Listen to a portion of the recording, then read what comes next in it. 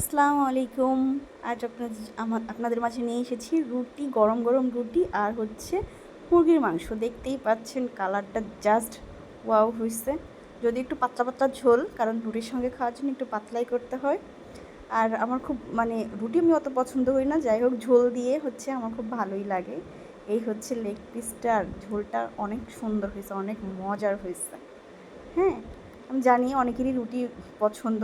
আমি প্রথমেই একটা কথা বলে দিচ্ছি, যার রুটি আর মুরগির মাংস পছন্দ সবাই আমার চ্যানেলটাকে লাইক, কমেন্ট, সাবস্ক্রাইব করে দেবো।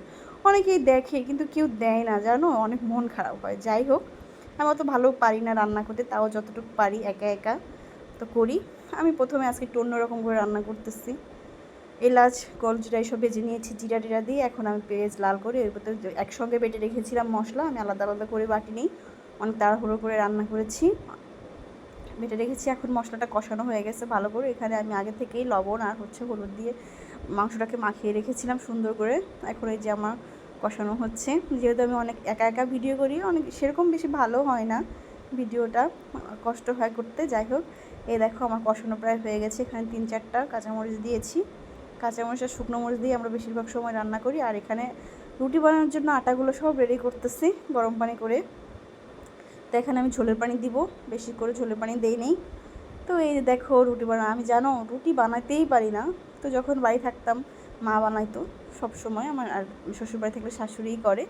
এখন একা একা খাইতেও মন চায়, বানাতেও পারি না, তারপরে করে নিয়েছি। যাই হোক, এই যে আমরা রুটি বেশি খাই না, 2টা করে খাই। যদি আমরা 4টা বানাই তাহলে আমাদের দুজন ঠিকঠাক হয়, যদি 6টাও হয়ে যায় তাও আমাদের থেকে যায়।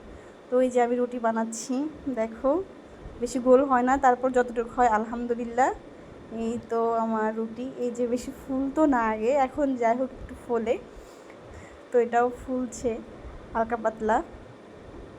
হ্যাঁ দেখো, তোমরা বলবা কি রুটি বানাচ্ছে বাঁকা তারা। তো এই রুটিটাও বেশ ফুলেছে। এই যে হচ্ছে খাবার রেডি, গরমা গরম রুটি আর হচ্ছে মুরগির মাংস। রুটিগুলো অনেক সফট, অনেক নরম হয়েছে। এখন আমি খাবো। তোমরাও আমার সাথে থাকো প্লিজ, আমার চ্যানেলটাকে একটু সাবস্ক্রাইব করে দাও তোমরা প্লিজ। যাই হোক, রান্নাবান্না তো ভালো পারি না, তারপরেও যতটুকু পারি তোমাদের সাথে শেয়ার করি। ঠিক আছে, পরে আবার যে কোনো একটা রান্না নিয়ে তোমাদের